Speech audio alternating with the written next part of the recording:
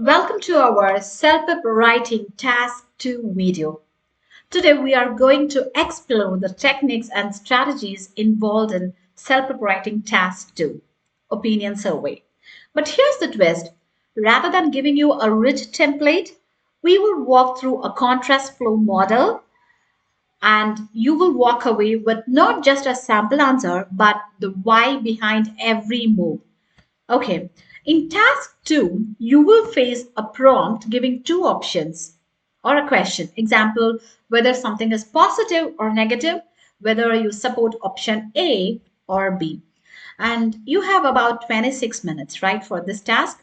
And you should write around 150 to 200 words, ideally nearer to the upper end, which could be around 180 to 190 if you want to show full development. And here are some of the key scoring criteria. So the first one is clear opinion. Try to express a clear opinion and develop it.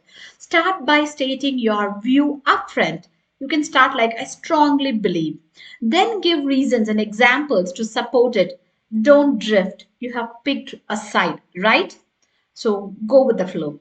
Make sure each paragraph adds something meaningful to your argument. That is very important. And use a range of vocabulary and phrases. Mix it up. Use more than simple words like good or bad.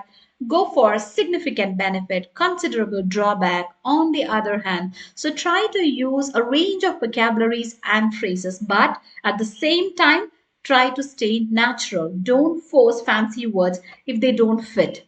And organize paragraphs clearly, use connectors, and use good grammar. Break your writing into introduction, body paragraphs, conclusions. And you can use linking words such as furthermore, however, consequently, so your ideas flow in a natural way. Check your grammar and sentence structure so it reads smoothly. Ensure you follow the task. Address both sides if asked. Stay on topic. Use appropriate tone. And whatever the prompt asks, do it. If you have to talk about two options, talk about both, even if you favor only one. Don't go off topic. Pick a tone that fits the task. Formal enough for the situation, but very clear. So the strategy is take a side, support it, acknowledge the other side, and finish it strongly.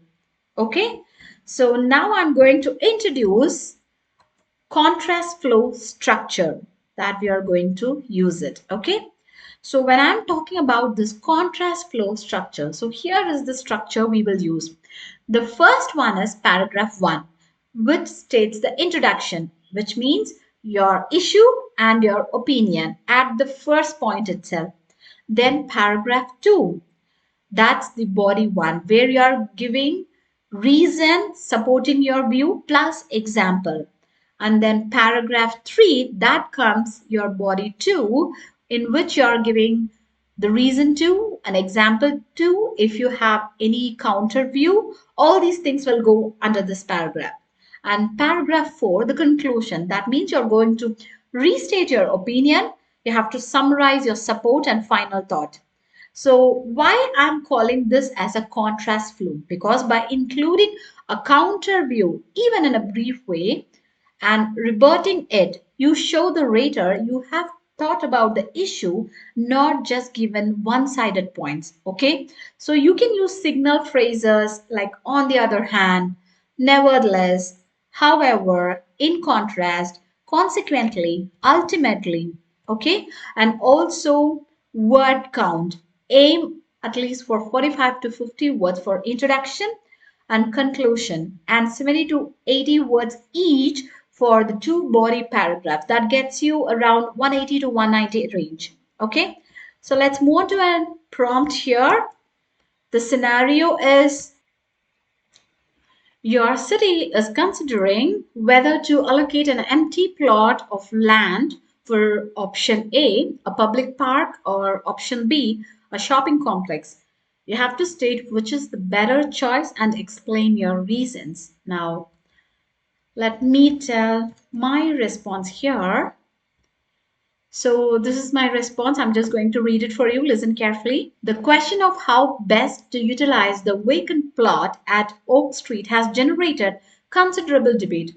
Personally, I firmly believe that converting it into a public park is the superior option as it promotes community well-being and provides a long-term legacy for future residents. To begin with, a park would offer free, open access to green space, thereby encouraging outdoor activity and social interaction, both vital for healthy cities. For example, after the opening of City Park nearby, local walking groups and children support activities increased noticeably. Furthermore, unlike a commercial development, the park would remain unchanged for decades, providing a stable gathering place. Opponents may argue that a shopping complex would boost local employment and generate tax revenue, which is undoubtedly true. However, shopping centers often lead to traffic congestion, higher pollution, and shorter lifespans than green space investments. In contrast, the park enhances environmental quality and creates a welcoming atmosphere for families.